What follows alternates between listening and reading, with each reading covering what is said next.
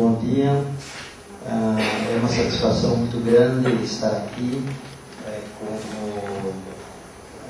como OPAS, e reforço as palavras do Dr. Renato Casca, da importância que damos a esse evento e a todo o processo de desenvolvimento do Observa São Paulo.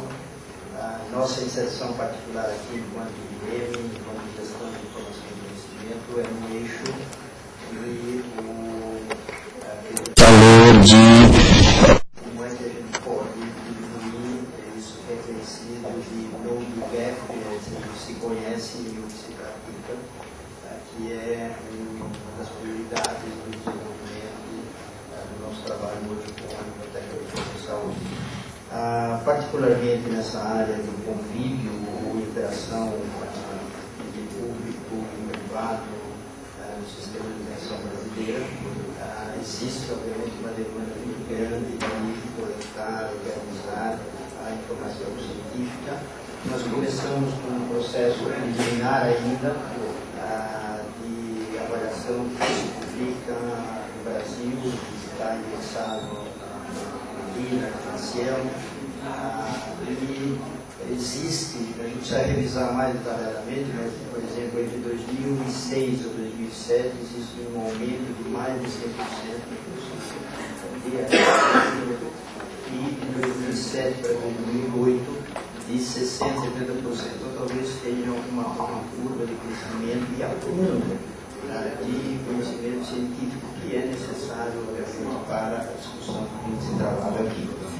Para a operação, acho que do modus operandi que foi feito até agora, acho que é melhor os expositores falarem e depois, ao final, nós nos juntamos na mesa para responder perguntas. O Paulo está por aqui.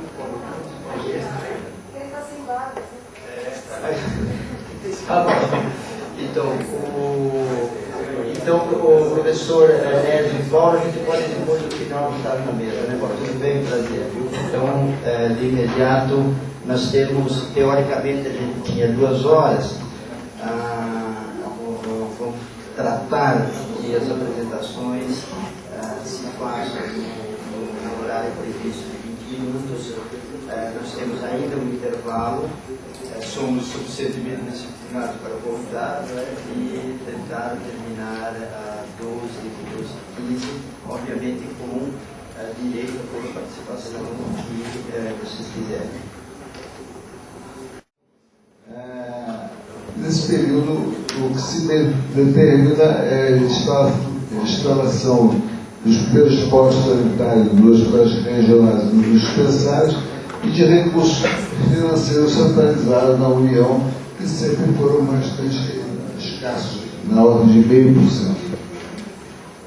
A lei Eloy Chaves foi alguma coisa de 23, é um marco histórico dentro da Constituição do Sistema Todo de Seguridade Social no Brasil.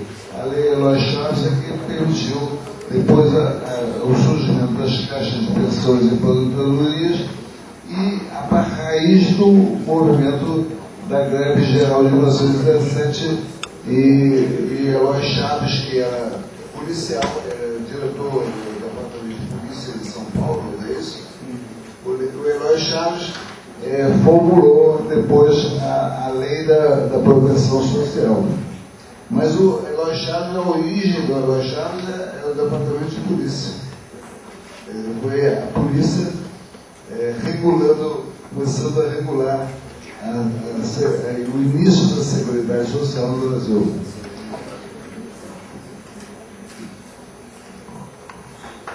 Depois das caixas de pensão e aposentadoria, surgem os IAPs, os Institutos de Aposentadoria e Pensões, que durante muito tempo foram, na parte da assistência médica, foram serviços centrados na questão hospitalar, quer dizer, foram instrumentos hospitalocêntricos e era um modelo excludente no sentido que é bastante corporativo, por categorias profissionais que envolviam as caixas,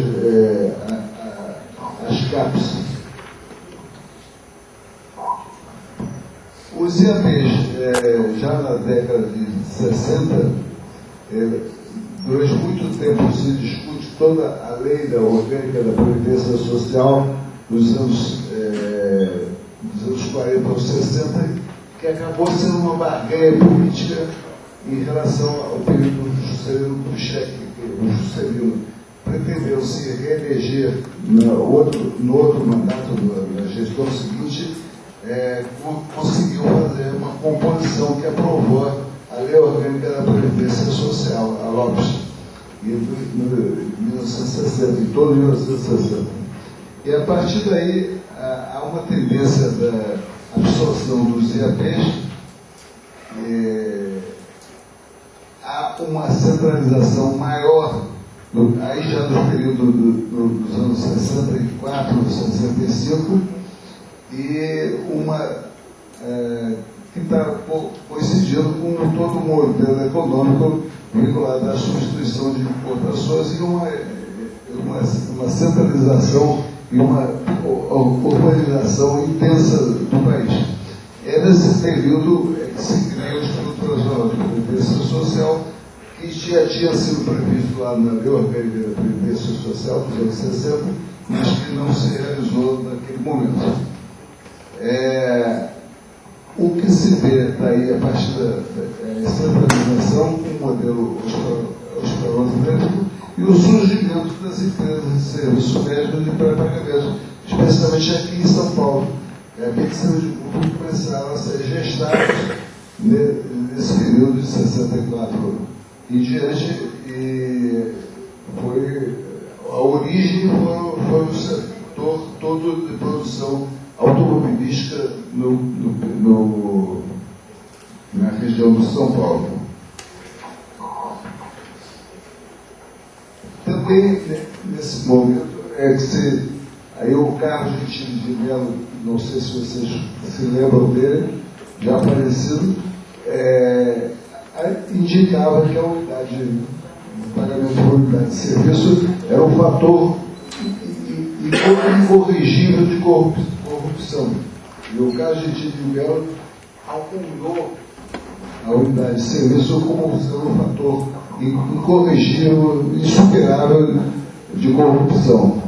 O modelo era excluente, favorecia o clientelismo político, e é aí, nesse período, que se inicia a constituição do complexo médico industrial, ou do complexo produtivo da saúde, a partir da organização privada e das corporações e das empresas médicas.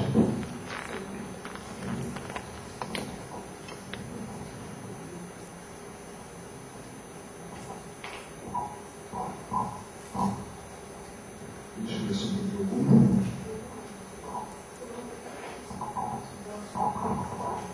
Não se pode deixar de mencionar que também a criação do Sistema Nacional de Previdência Social do Simples foi uma organização centralizadora de todo o sistema da Previdência Social, quer dizer, que se complementa a reorganização do Sistema Nacional de Previdência Social.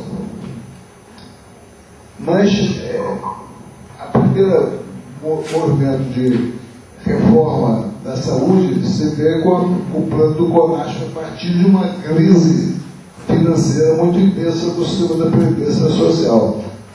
A partir de uma greve do Hospital do Centro do Estado, do Rio de Janeiro, se caracteriza, se visualiza, se constata a crise financeira da Previdência Social, e o Aloysio Salles, que era o presidente do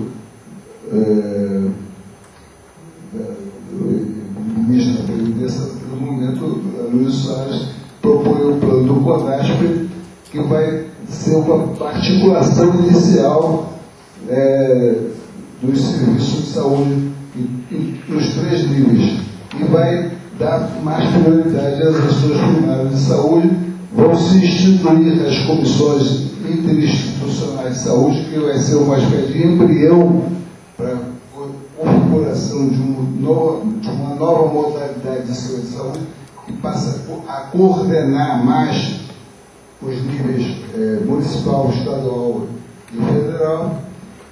É nesse momento que se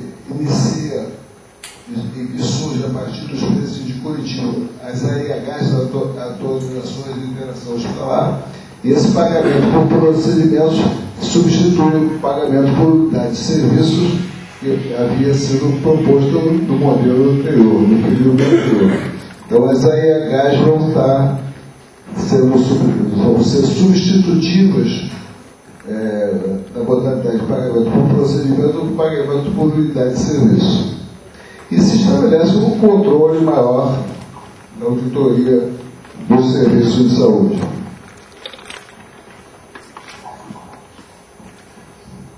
É lógico que, no final do regime militar, se realiza todo o movimento sanitário que já vinha sendo discutido à luz das experiências municipais de Campinas, de Niterói, de Londrina. Já estavam surgindo uma organização forte em termos da municipalização da saúde e isso está, digamos, como um embrião da reforma sanitária. Muito antes ainda da proposição do Sistema Único de Saúde ou da estratégia ponte para chegar ao Sistema Único de Saúde, foi a Constituição e a consolidação das Nações Integradas de Saúde terminou por expandir essa municipalização da saúde. E, certamente, a proposta do SUS veio como uma discussão nas conferências nacionais de saúde, mas antes da Conferência Nacional de Saúde, da oitava, vai ser discutido na Câmara dos Deputados em Brasília, em 88,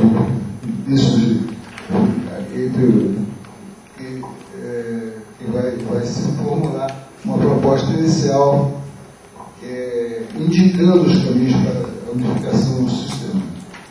A partir daí, somente com a Constituição é que isso vai ser aprovada. O SUS, vocês já conhecem aí essa história, em termos dos seus princípios fundamentais de universalidade, integralidade e equidade.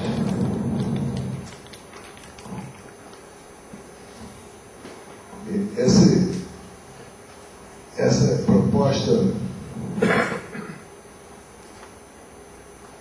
às vezes assim, acabou aqui? Está acabando. Mas, enfim, essa proposta do Sistema Único de Saúde, da reforma sanitária, e da ideia da inseguridade social, da descentralização e do controle social que estão sendo propostos aí. Já no período dos anos 90, vai se ter a passagem do INEP para o Ministério da Saúde, ao contrário do que se pretendia. Foi interessante que nesse período havia uma pequena controvérsia, grande controvérsia no movimento sanitário. Esse deveria passar de imediato o Ministério da Saúde, ou se isso deveria ser uma consequência e começar todo o processo de unificação pela base do sistema, pela municipalização e pelas secretarias estaduais. Acabou prevalecendo essa visão de que deveria ser pela base do sistema. Então, foram se juntando em São Paulo, o falecido Pinotti foi o secretário estadual de saúde na época que fez a unificação no estado de São Paulo. Logo depois em Minas Gerais, e foi aí em diante, se estendeu ao país todo. O último estado a ter a unificação no governo da Secretaria Estadual de Saúde foi o estado do Maranhão, onde o presidente da República, da época, o presidente José Sarney, propunha ao ministro da presidência na época, propunha que a unificação fosse feita não pela Secretaria de Saúde, que estava nas mãos de um inimigo político, mas que fizesse pela superintendência do INEP. E aí se explicou que a proposta que vinha sendo implantada em todo o país era ter tomar como base as secretarias estaduais de saúde, e aí o presidente César Sarney concordou em implantar no Maranhão. Mas foi o último estado a se unificar, foi o estado do Maranhão. Por aí vocês também conhecem essa história da norma operacional básica, depois da extinção do INAMP, o surgimento das comissões entre as gestoras, tripartite e bipartite, e é o surgimento do programa da atenção, que é a atenção primária à saúde e a expansão da atenção primária através dos programas de saúde da família. Depois do sucesso no combate à AIDS e o controle da polio, que foi também uma outra grande vitória da ação do Ministério da Saúde nessa época. Isso já mencionamos. Está voltando atrás. Aqui é uma exportação motora minha. Depois da Constituinte, se constata que os recursos destinados pela Constituinte não eram suficientes. E se propõe a PEC 29, que até hoje não foi regulamentada.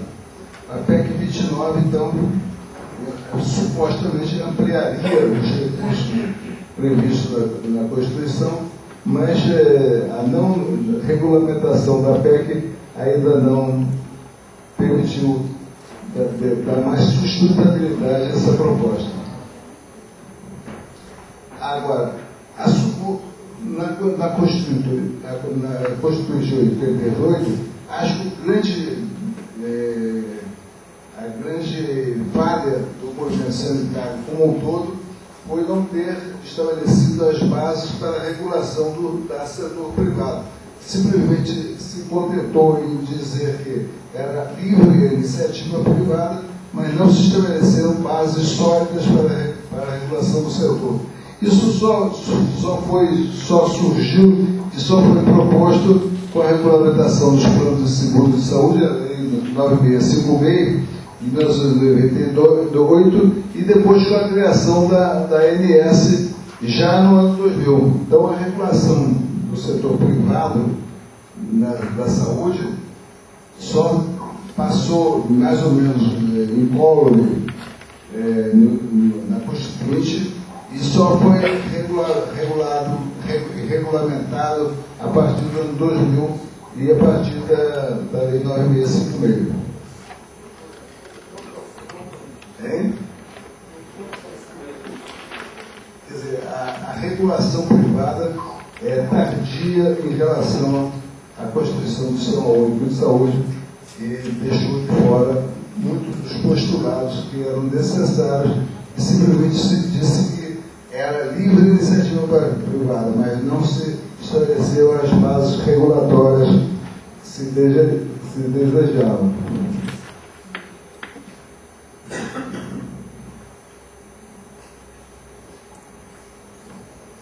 Aí esse slide evidencia essa questão da Constituição da ANS em 2000 e a promulgação da Lei 9656, que foi a lei que estabeleceu a regulação dos planos de seguros privados. Tirando um pouco do âmbito do domínio estritamente econômico, porque anteriormente a regulação da área privada da saúde era a ação da SUSEP, da Superintendência do Serviço Previdenciário. E a Lei 9656 puxa para o âmbito da dimensão econômica a regulação dos planos. A defesa do consumidor, em 98, 91, e a Constituinte não conseguiu aprofundar debates e propostas objetivas em relação à regulação. O que se vê a partir da regulação do setor de saúde são dois momentos bastante distintos. Um momento da livre atuação tanto em relação a operadoras quanto aos prestadores da assistência à saúde, e uma ação controlada que é posterior à criação da Agência Nacional de Saúde. E aí eu destaco, no âmbito, primeiro, das operadoras, a questão da atuação própria em relação à atualização para o funcionamento, as regras de operação em termos de balanço financeiro, das ações regulatórias que possam até intervir e liquidar uma operadora que não vá bem das pernas, e ainda o que agora se complementa com as exigências das reservas financeiras para dar garantia do segurado do beneficiário não vai ficar na mão se a operadora entrar em crise e falir. E depois, isso na dimensão econômica. Agora, na dimensão da assistência à saúde, é cada vez mais crescente a participação da agência na proposta de uma atenção integral à ação da saúde, a proibição da rescisão unilateral dos contratos, que o beneficiário não pode simplesmente receber uma cartinha em casa dizendo que o seu contrato tinha sido suspenso ou simplesmente eliminado. E se define, se rediscutem as carências para a passagem de um plano para o outro. Isso agora, recentemente, no Mais Saúde, se reafirma isso. Os reajustes passam a ser mais controlados e o que é fundamental, proíbe-se ter limites para a internação, porque o paciente não pode ter dado alta, mesmo que ele não atrase o seu pagamento da prestação primeiro tem que ter dado alta, tem que melhorar o seu estado de saúde para depois ser penalizado. Então,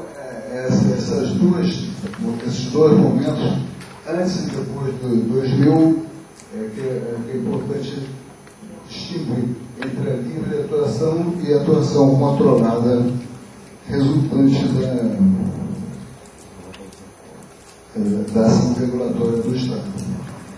A partir daí, então, se constitui a Agência Nacional de Saúde com essas dimensões aí que eu estou mencionando.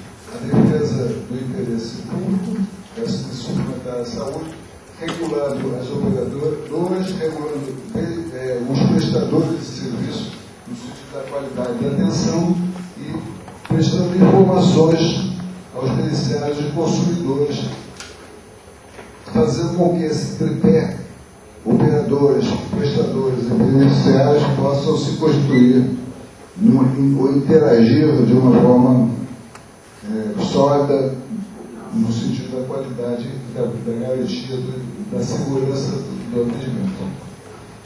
Aí está, resultando daí, as metas da ANS em relação aos operadores, aos prestadores, aos beneficiários e à própria agência, em termos as operadoras no sentido de atuarem como gestores de saúde, os prestadores no sentido de prestar um cuidado de qualidade e os beneficiários desenvolvendo cada vez mais uma consciência sanitária que possam estar informados nesse desequilíbrio de informação entre operadores e prestadores e o setor mais frágil, que é o setor dos beneficiários, precisa, digamos, ter maior conhecimento e maior consciência dos seus direitos e dos produtos que estão adquirindo. E a ANS se propõe, então, a ser realizar uma mediação entre esses três agentes. Eu quero mencionar aqui esse gráficozinho que diz respeito a alguns dos planos odontológicos dos planos médicos assistenciais e da soma dos dois planos, médicos assistenciais e odontológicos. Esse gráfico demonstra uma coisa que é um desafio para a ação da ANS.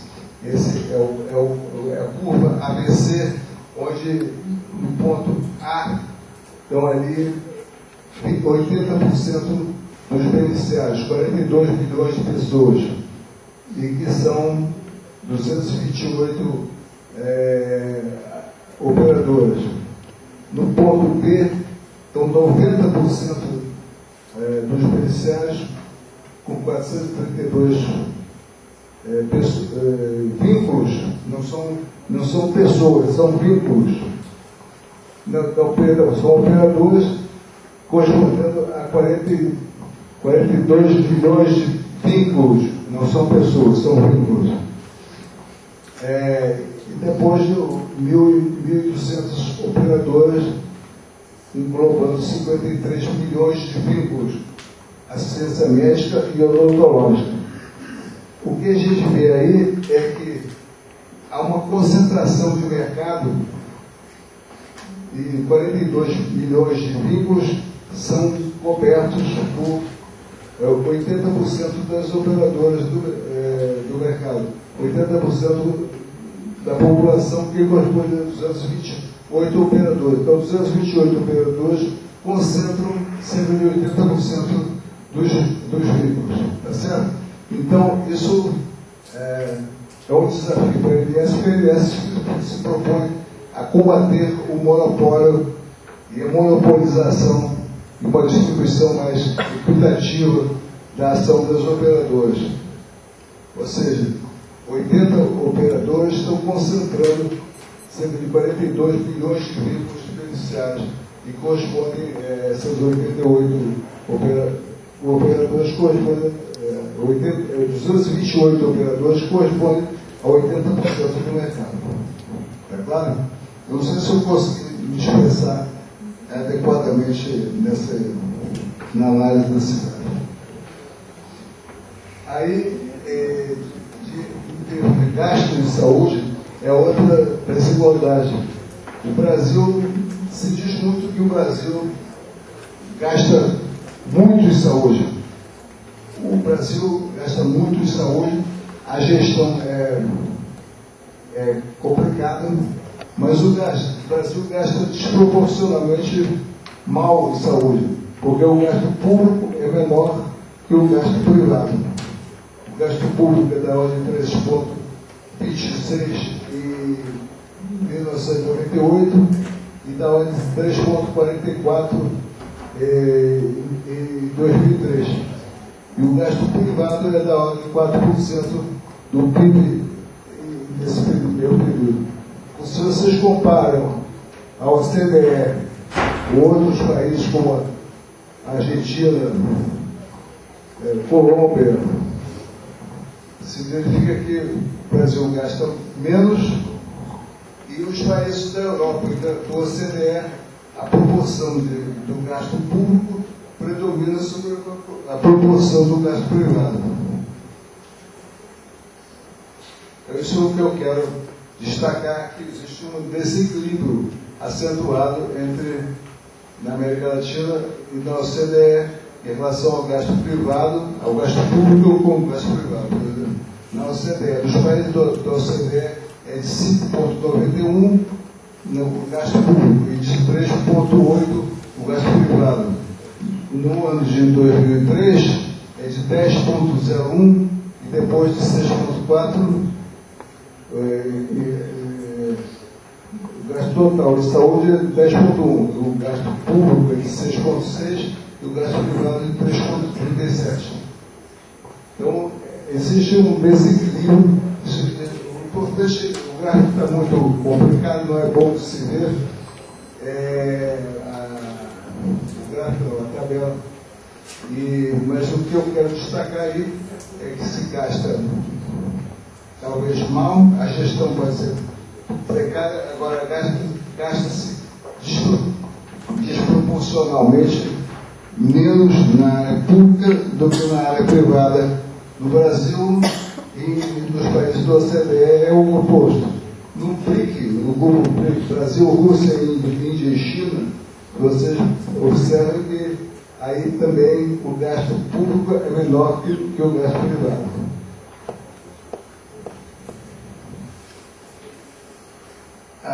Aí representa-se melhor nesse gráfico a participação do público-privado. O verdinho é o público e o roxo é o privado. Então, o roxo, em todos os anos, esse gasto privado é maior que o público.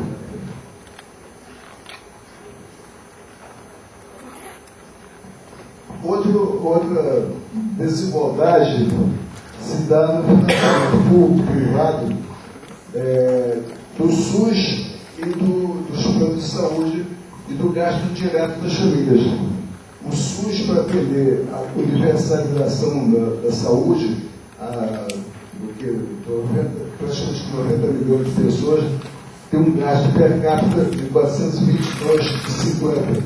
E os planos de saúde, a saúde suplementar, para atender cerca de 43 milhões de pessoas, tem um gasto per capita de 977. Então, o SUS gasta pelo menos 3 vezes menos, ou 2 vezes menos, que o gasto da saúde suplementar. Isso é uma desigualdade flagrante entre a população do SUS e a população da saúde suplementar.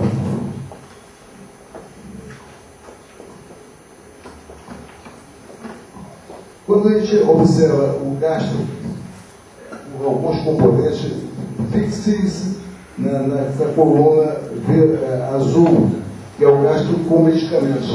O gasto com medicamentos na faixa de renda 1, que é dos mais pobres, é proporcionalmente maior do que a faixa do grupo 10, que é o mais rico. Quer dizer, os mais ricos gastam proporcionalmente menos com medicamentos que os mais pobres. Isso aí e a mesma coisa ocorre nos outros gastos de saúde. Mas fixe-se na questão do medicamento, porque é o que se visualiza melhor.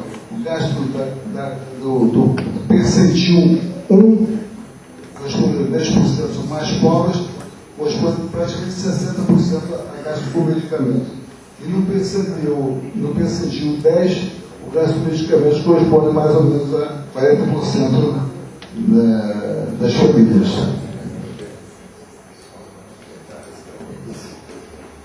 A mesma coisa em relação à oferta de leite. A oferta de leites públicos, ela é, em termos de câmaras hospitalares, ela é predominantemente privada. Tanto isso do que é oferecido ao SUS, a participação público-privada favorece o privado. São 43% de leites, são 42% dos estabelecimentos com internação, unidades com SADP, exames complementares correspondem a 33%, as unidades ambulatoriais, sim, nessas é que predomina o serviço público. A atenção primária à saúde está com o público e a atenção hospitalar está com o privado, é óbvio.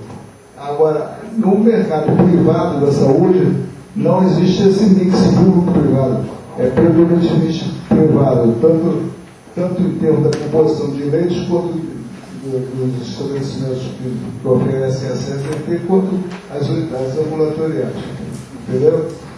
Então, no mix público-privado, em relação ao SUS, predominam os privados na oferta de leitos, exceto na atenção nas ambulatorias predomina o público. Agora, na área privada, na área da saúde suplementar, a composição da oferta em todos os sentidos leitos, CDT, unidades ambulatórias, é predominantemente privada. Interessante observar essa outra desigualdade. Eu estou aqui enfatizando a questão da desigualdade.